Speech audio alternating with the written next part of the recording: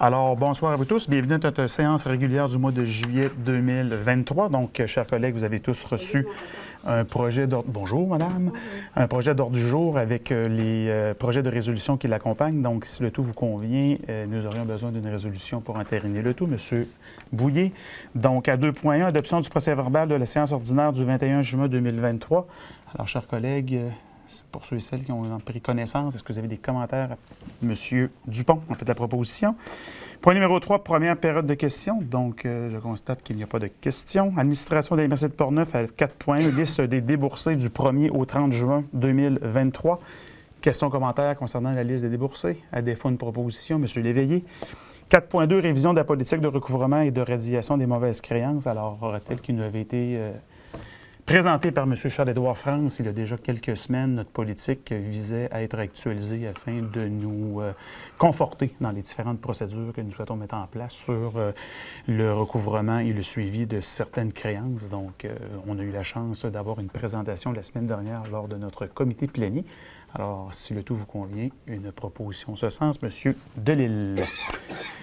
Point numéro 5, au niveau de l'administration des territoires non organisés, donc aucun dossier à l'ordre du jour. Donc, nous serions déjà rendus au point numéro 6, qui est au niveau du service de l'aménagement du territoire et de l'urbanisme. M. Lessard, au nombre de 12 règlements. Alors, je vous cède la parole. Oui, donc effectivement, 12 règlements qui vous sont transmis pour fin de conformité au schéma d'aménagement. Les 5 premiers règlements qui vous sont transmis, ce sont des règlements qui concernent la démolition d'immeubles et qui sont adoptés conformément aux nouvelles exigences législatives. Donc, ce mois-ci, il y a les municipalités de Deschambault-Grondines, de Neuville, de Portneuf, et de Saint-Gilbert et de Saint-Hubert qui ont adopté un tel règlement. Évidemment, c'est conforme aux exigences là, du schéma d'aménagement. Le 6e règlement, c'est une modification au règlement de zonage de la municipalité de Deschambault-Grondines. Ça vise en fait l'ajout de modalités concernant l'implantation d'enseignes pour les entreprises localisées dans une zone industrielle. Le 7e règlement, c'est une modification au plan d'urbanisme de la ville de Portneuf. Ça vise en fait à revoir les affectations du sol d'un secteur situé dans le périmètre d'urbanisation du secteur nord de la ville. 8e règlement, c'est une modification au règlement de zonage de la ville de Portneuf. C'est une modification qui est apportée en concordance avec la modification précédente au plan d'urbanisme et qui vise exactement le même secteur. Le 9e règlement, c'est une modification au règlement de zonage de la municipalité de Saint-Gilbert. Ça vise en fait à permettre les résidences dans une zone agricole viable selon les modalités qui sont prévues au schéma d'aménagement et aux conditions permises par la loi. 10e règlement, c'est une modification au règlement de lotissement de la municipalité de Saint-Gilbert. Ça vise à imposer une largeur maximale pour les emplacements résidentiels situés à l'intérieur d'un îlot déstructuré afin de maximiser les possibilités de construction. 11e règlement, c'est une modification au règlement de zonage de la ville de Saint-Marc-des-Carrières. Ça vise en fait à actualiser les normes relatives aux piscines pour s'arrimer au règlement provincial là, sur la sécurité des piscines résidentielles. Et dernier règlement, c'est une modification au règlement de construction de la municipalité de Saint-Hubert qui vise l'intégration de modalités visant à régir la gestion des eaux pluviales. Donc, l'ensemble des règlements qui vous ont été transmis nous apparaissent conformes aux exigences du schéma d'aménagement et on vous recommande d'autoriser la délivrance des certificats de conformité. Merci beaucoup, M. Lessard. Questions, commentaires? À défaut, une proposition. M. Gladu. Donc, Service de développement économique, Fonds de la région de la Capitale-Nationale, projet recommandé au nombre de 3. Donc, le premier projet qui concerne une subvention pour le bâtiment de SOS Accueil à la ville de Saint-Raymond, un montant recommandé de 75 000 $. Deuxième dossier, Econo-exploitation forestière pour l'acquisition de 2 porteurs forestiers combinés pour un montant de 100 000 $ et Artefacts urbains sur l'acquisition d'un bâtiment de l'ancienne Caisse populaire à Saint-Casimir pour la mise en place d'un incubateur et d'un déploiement, évidemment, de synergie en termes de différents acteurs économiques dans la région de l'Ouest au montant de 100 000 $. Alors, si le tout vous convient, une proposition, M. Blackburn. 8.2, comité d'investissement commun, adoption des projets recommandés, donc au nombre de 2. Donc, le projet au niveau d'un dossier situé dans la ville de Pont-Rouge concernant un prêt assorti d'une subvention FSE volet 2 et dans d'autres dossiers de Deschambault-Grondines, également un prêt assorti d'un soutien aux entreprises volet 8. Donc, si le tout vous convient, une résolution en ce sens serait nécessaire. M. Dupont. 8.3, politique de soutien au projet de restauration patrimoniale, volet municipal, volet 1B, adoption.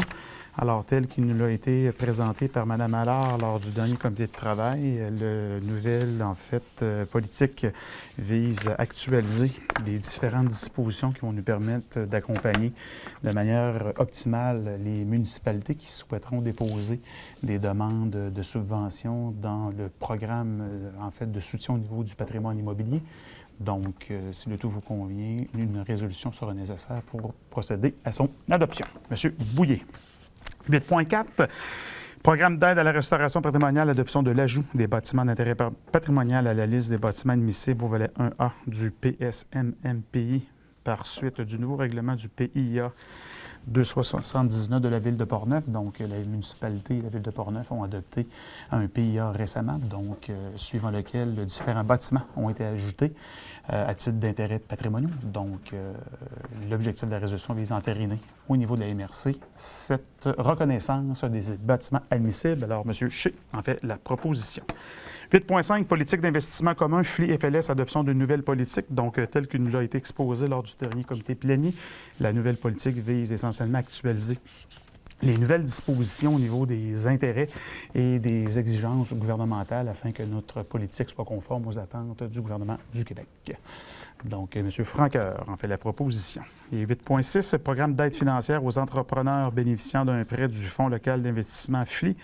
Pour favoriser la reprise ou le transfert d'entreprises en région, autorisation de déposer des demandes de soutien à la FQM et de procéder au transfert d'aide financière obtenue pour les entreprises de la MRC de Portneuf. Donc, un nouveau volet qui nous permet d'accompagner davantage d'entreprises au terme de ce programme. Donc, la résolution vise à permettre le dépôt de ces demandes et, évidemment, leur cheminement auprès des instances compétentes. Monsieur Alain.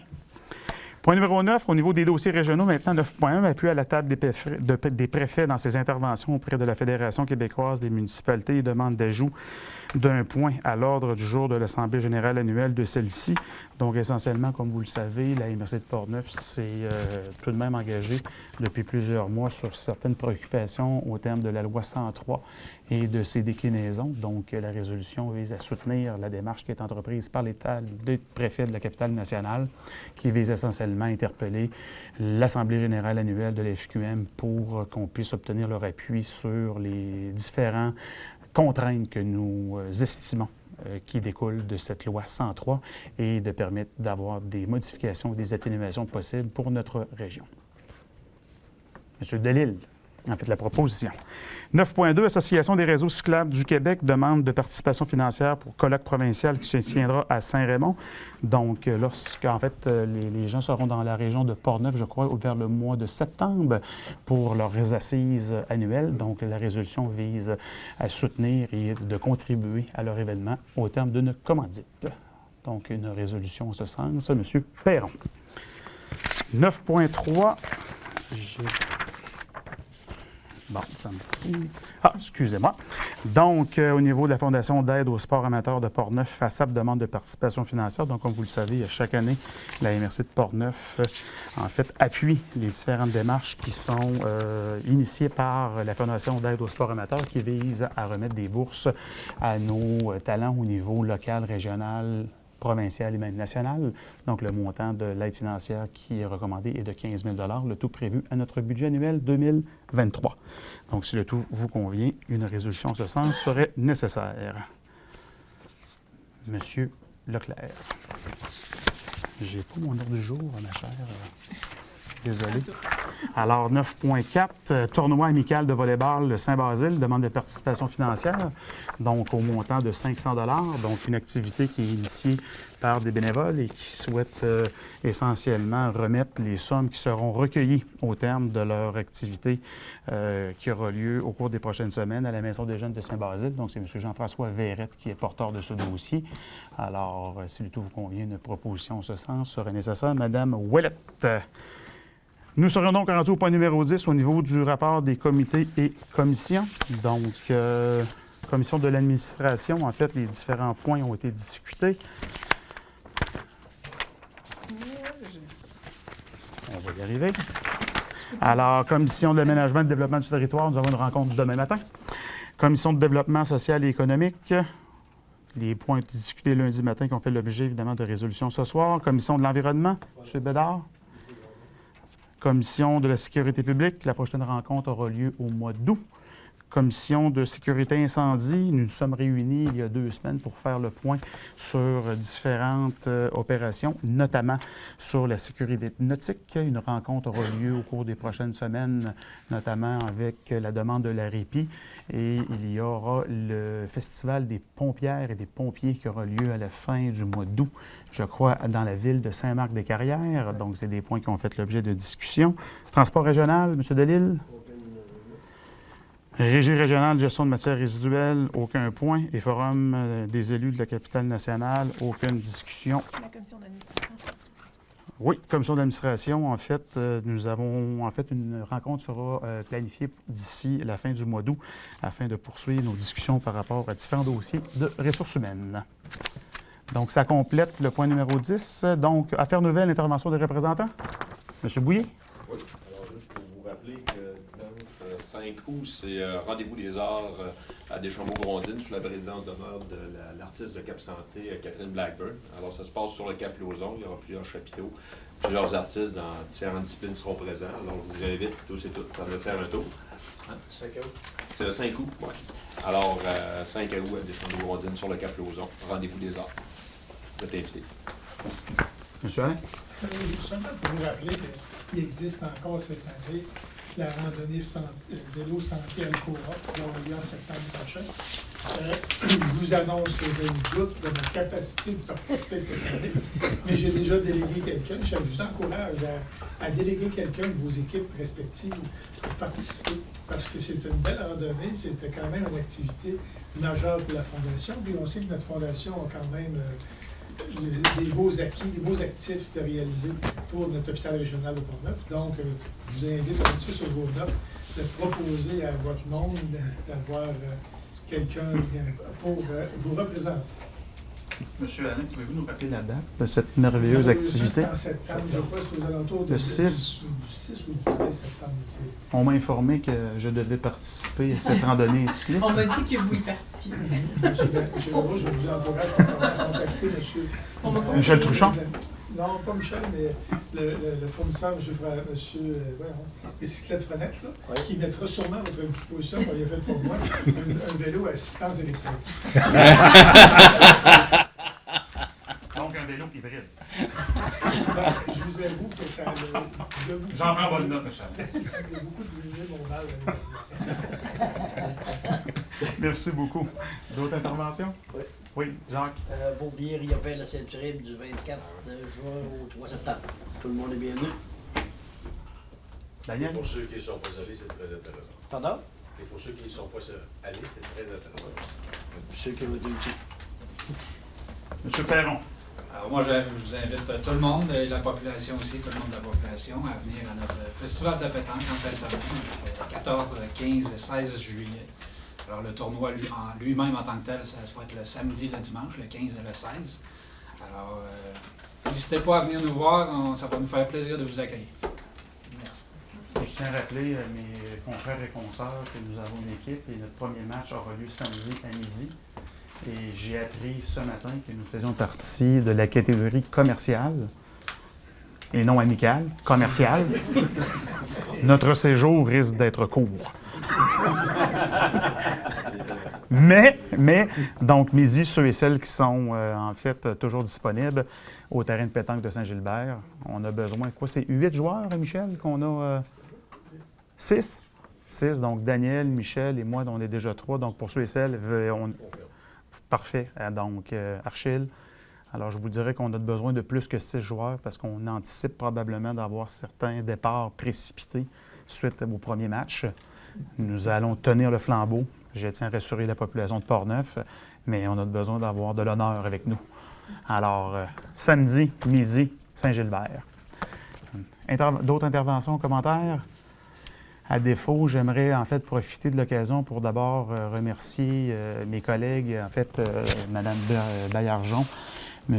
Duplain et M. Germain pour la journée d'hier, en fait, au niveau de la gestion qui a monopolisé plusieurs de vos heures. On a été, en fait, tous témoins des intempéries de Dame Nature et Portneuf a été quand même, je vous dirais, durement touché par Dame Nature avec la gestion des eaux pluviales. Alors, merci à vous tous, chers collègues, d'avoir répondu présent. On a assuré une cellule de crise au niveau régional avec Caroline et Simon dès hier matin. Et puis, je suis rentré en contact avec nos différents collègues pour, évidemment, leur assurer qu'on était disponible pour le support. Mais je pense qu'ils ont été en mesure là, d'assurer, en fait, une présence terrain, évidemment, une présence sécuritaire. Donc, on espère que les choses vont se résorber. Je pense que la situation s'est de beaucoup améliorée. Sauf, n'hésitez pas, dans ces situations, on se sent en fait souvent seul. Donc, s'il y a quoi que ce soit au niveau des enjeux, je tiens à vous rappeler que nous avons un conseiller régional en matière de sécurité civile, Simon, avec qui on a eu hier plusieurs rencontres. Et n'hésitez pas à m'interpeller également pour que je puisse m'assurer des suivis auprès des principales instances appropriées, notamment le ministère de la Sécurité civile, le ministère de la Sécurité publique et du MTQ.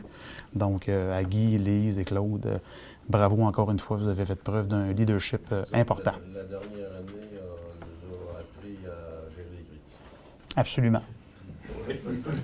Monsieur Francard? Dans les événements, je vois qu'au Vieux Couvent, à Neuville, dimanche, de 15 à 20 heures, c'est la RAM CAC, la RAM. En tout cas, c'est pour les immigrants qui viennent travailler ici dans le comté de Portneuf. Alors, il y a un événement pour ça.